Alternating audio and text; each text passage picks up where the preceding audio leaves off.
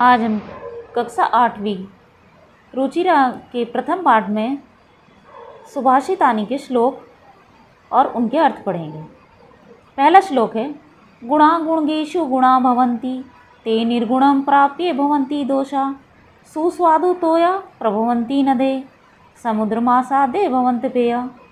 तो इसका अर्थ यहाँ पर है, गुण जब तक गुणी व्यक्ति के पास होते हैं तब तक गुण होते हैं, परंतु जब वे गुण निर्गुण अर्थात जिसमें गुण नहीं होते ऐसे व्यक्ति को प्राप्त होते हैं तो वे दोष बन जाते हैं।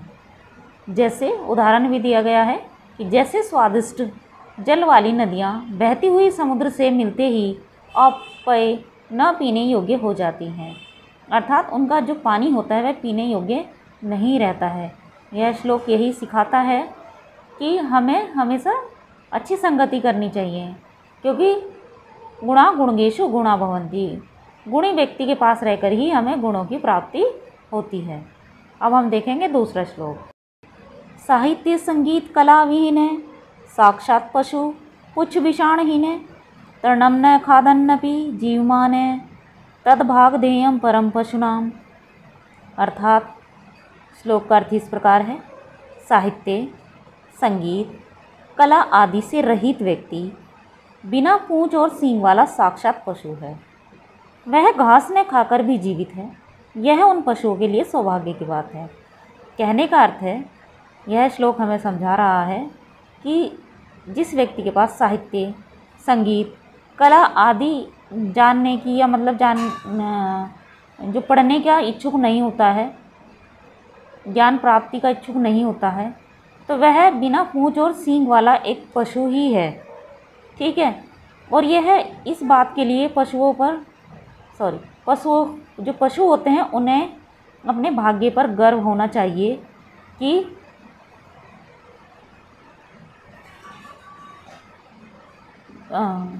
यह उन जो पशु होते हैं उनके लिए सौभाग्य की बात होती है। उन्हें अपने भाग्य पर गर्व होना चाहिए कि मनुष्य भी इस तरह की श्रेणी में आते हैं। अब देखेंगे हम तीसरा श्लोक। लुब्धस्य नश्यति यशे कृष्णस्य मैत्री नष्टक्रियस्य कुलम अर्थपरस्य धर्म विद्याफलं वैश्यनिने कृपणस्य सौख्यम राज्यं प्रमत्त सचिवस्य नराधिपस्य। अर्थात लालची व्यक्ति का, लुब्धस्य नश्यति यशे, लालची व्यक्ति का यश नाश हो जाता है। ठीक है, पिशुनस्य चुगलखोर, उसकी मित्रता नष्ट हो जाती है।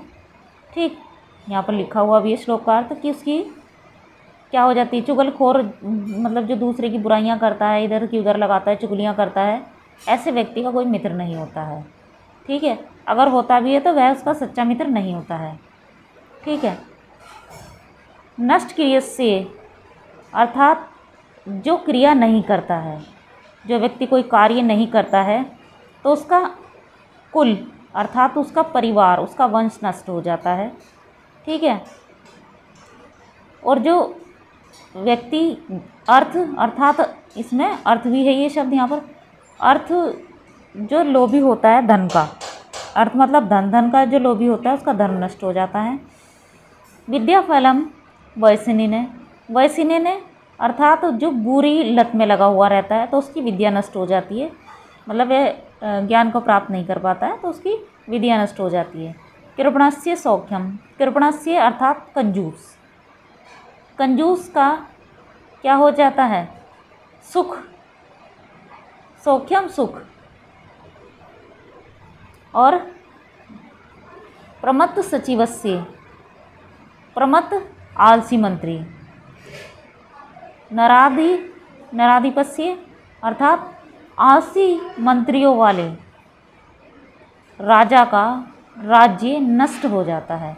यहाँ पर इस श्लोक का अर्थ भी दिया गया है। अब देखेंगे हम श्लोक संख्या 4।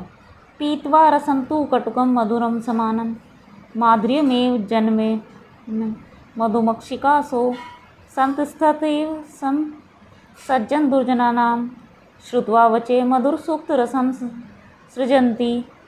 अर्थात ये जो मधुमक्खियाँ होती हैं मधुमक्षिका मधुमक्खियाँ, वे कटुकम कड़वा और मीठा रस समान रूप से, मधुर समानम अर्थात कड़वा और मीठा रस दोनों को समान रूप से पीकर कैसे रस का निर्माण करती हैं, ये मधुर रस का ही निर्माण करती हैं।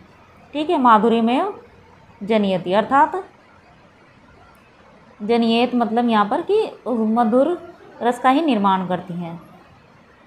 संत स्थिति उसी प्रकार संत लोग भी सज्जन और दुर्जन की बातों को सुनकर, वचः बातें श्रुत्वा सुनकर, मधुर सूक्त रसम सृजंती, मधुर सूक्त अर्थात मीठी वाणी का निर्माण करते हैं, बोलते हैं, वे मिठाई बोलते हैं। कहने का अर्थ है श्लोक हमें यह समझा रहा है कि जिस प्रकार से मधुमक्खी कड़वा और मीठा दोनों रसों को पीती है एक समान रूप से, फिर भी वह मधुर रस का ही निर्माण करती है, उसी प्रकार संत जो सज्जन व्यक्ति होते हैं, जो अच्छे व्यक्ति होते हैं, उनका स्वभाव भी ऐसा ही होता है। वे क्या करते हैं, सज्जन और दुर्जनों की बातें, दोनों तरह के व्यक्तियों की बातें सुनेंगे समान रूप से, और हमेशा अच्छी वाणी ही बोलेंगे, मधुर वाणी का ही प्रयोग करेंगे और उसी को ही वे बोलेंगे। यही होती है अच्छे और सज्जन व्यक्ति की पहचान। तो यही इस श्लोक में समझाया गया है। विहाय पुरुषम ही देव में अवलंबते प्रासाद सीमत तस्य मूर्धिन तिष्ठन्ति वायसा, अर्थात जो व्यक्ति अपने पौरुष अर्थात परिश्रम को छोड़कर, विहाय छोड़कर भाग्य का सहारा लेता है, ठीक, उस व्यक्ति की स्थिति कैसी हो जाती है, जो देव अवलंबते अर्थात भाग्य का सहारा लेता है। जो व्यक्ति पौरुषम अर्थात परिश्रम को छोड़कर, विहाय छोड़कर, देव अम्बलवते भाग्य का सहारा लेता है, उसकी स्थिति कैसी हो जाती है, उसकी स्थिति ऐसी हो जाती है जैसे राजा के दरबार में या महलों में जो शेर होते हैं उनकी मूर्तियाँ बनी रहती हैं, ठीक है, और उन पर कौन बैठता है, कौवे बैठते हैं, ठीक है। इस तरह की उन व्यक्ति की स्थिति हो जाती है जो परिश्रम न कर भाग्य के भरोसे बैठे रहते हैं। तो उन्हीं का यहाँ पर उदाहरण दिया है कि जो व्यक्ति अपने पौरुष अर्थात परिश्रम को छोड़कर भाग्य का सहारा लेता है, उस व्यक्ति की स्थिति महलों में बने हुए उस शेर की तरह हो जाती है जिसके सिर पर कौवे बैठते हैं, ठीक है। पुष्प पत्र फल छाया मूल वलकल फल दारू भी धान्य महिरुहा ये शाम विमुखम यान्ति नार्थिने, अर्थात फूल पत्ते फल छाया, ये इस पंक्ति में लिखा हुआ है कि फूल पत्र मतलब पत्ते, फल छाया, मूल जड़, वलकल छाल, दारू भी लकड़ी आदि से धन्य कौन है, पेड़। यहाँ पर पेड़ भी है कि पेड़ धन्य हैं, मतलब कि वे पेड़ धन्य हैं जिनके पास फूल पत्ते फल छाया जड़ छाल लकड़ी आदि हैं, वे धन्य हैं वे पेड़, जिसके कारण याचक कभी भी उनसे विमुख निराश नहीं होते, अर्थात पेड़ों के पास देने के लिए बहुत कुछ है। मतलब कि जो पेड़ होते हैं उनसे हमें बहुत सारी वस्तुएं प्राप्त होती हैं, तो उनके विषय में यहाँ वर्णन किया गया और दिया भी गया है, ठीक है। पर यही कहा गया है कि निराश नहीं होते हैं अगर आप फल के पास जाएं। उसी तरह मनुष्य का स्वभाव भी होना चाहिए कि अगर आप किसी की किसी तरह से सहायता कर सकते हैं तो करनी चाहिए, ठीक है। क्योंकि जब पेड़ों के पास कोई व्यक्ति जाता है तो वह किसी भी तरह से निराश नहीं होता, उन्हें पेड़ों से कुछ ना कुछ मिलता ही है, फूल पत्ते फल छाया जड़ छाल लकड़ी आदि मिलते ही हैं पेड़ों से। इसी तरह मनुष्य का स्वभाव भी होना चाहिए, क्योंकि इनके पास से कभी भी जो याचक होते हैं, जो उनके पास याचना लेकर जाते हैं, वे कभी खाली हाथ नहीं लौटाते उन्हें। चिंतनिया ही विपदाम आदवै प्रतिक्रिया न कूप खननम युक्तम प्रदीप्ते वहिनीना ग्रह, अर्थात विपत्ति के पहले ही उसका समाधान ढूंढ लेना चाहिए। प्रतिक्रिया पहले कर लेनी चाहिए। चिंतनीया ही विपदाम, अर्थात किसी विपदा के आने की प्रतीक्षा नहीं करनी चाहिए कि कोई संकट आएगा जब ही हम उसके लिए समाधान ढूंढेंगे। उससे पहले ही हमें जिस तरीके से धन की बचत करके रखनी चाहिए कि कभी कोई समस्या आ जाए तो अचानक से हमें फिर परेशानी नहीं होगी। ठीक है, तो यहाँ पर इस श्लोक में यही समझाया गया है कि चिंतनीया ही विपदाम आदावे प्रतिक्रिया न कूप खनन युक्तम प्रदीप्ते वहिनीना ग्रह। कहने का मतलब है कि विपत्ति के पहले से ही, विपदाम विपत्ति के पहले से ही, ठीक, क्या ढूंढनी चाहिए, उसकी प्रतिक्रिया अर्थात उसके लिए कार्य कर लेना चाहिए, उसका समाधान ढूंढ के रखना चाहिए। मतलब यही है कि कोई विपत्ति आएगी, ठीक है, तब भी ढूंढेंगे, लेकिन उससे पहले इस तरह का कार्य करके रखना चाहिए कि हमें अचानक से परेशानी ना उठानी पड़े। तो विपत्ति के आने के बाद न कूप खननम युक्तम प्रदीप्ते वहिनीना ग्रह, अर्थात जब कोई विपत्ति आए उसके बाद ही आप उसका समाधान ढूंढेंगे। तो उसी प्रकार अनुचित है जैसे घर में आग लगने के बाद आप कुआं खोदने में लग जाएं। ये दिया हुआ है इस पंक्ति में कि जिस तरह से घर में आग लगने के बाद अगर आप कुआं खोदने लग जाएं तो क्या आग बुझ जाएगी? नहीं बुझ पाएगी। तो इसलिए किसी भी विपत्ति के आने से पहले उसके समाधान के लिए हमें तैयार रहना चाहिए, उसकी सुरक्षा के लिए कुछ ना कुछ उपाय करके रखना चाहिए किसी भी समस्या के लिए। अब हम देखेंगे इस पाठ से संबंधित अभ्यास कार्य।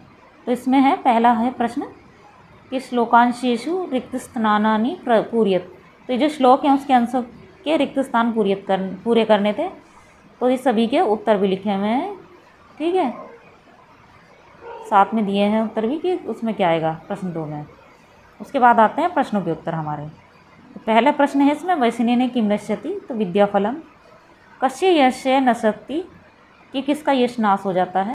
तो लुब्धस्य यशय नश्यति, मधुमक्खी का किम जनेति, तो मधुमक्खी क्या उत्पन्न करती है, तो माधुर्यम।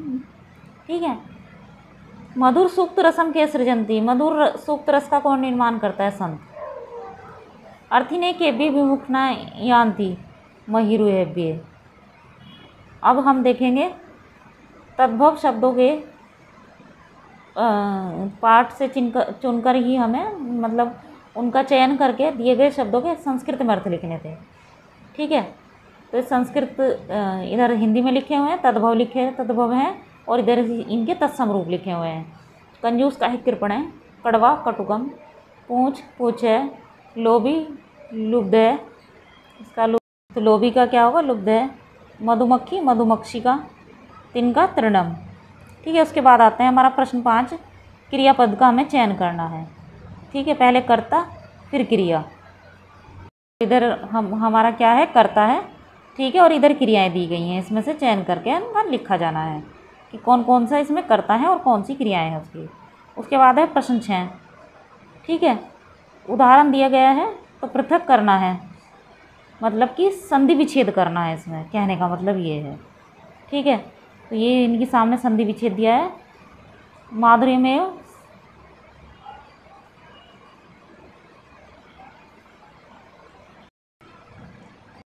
ये संधि विच्छेद है। माधुर्यम में का है माधुर्य प्लस ए।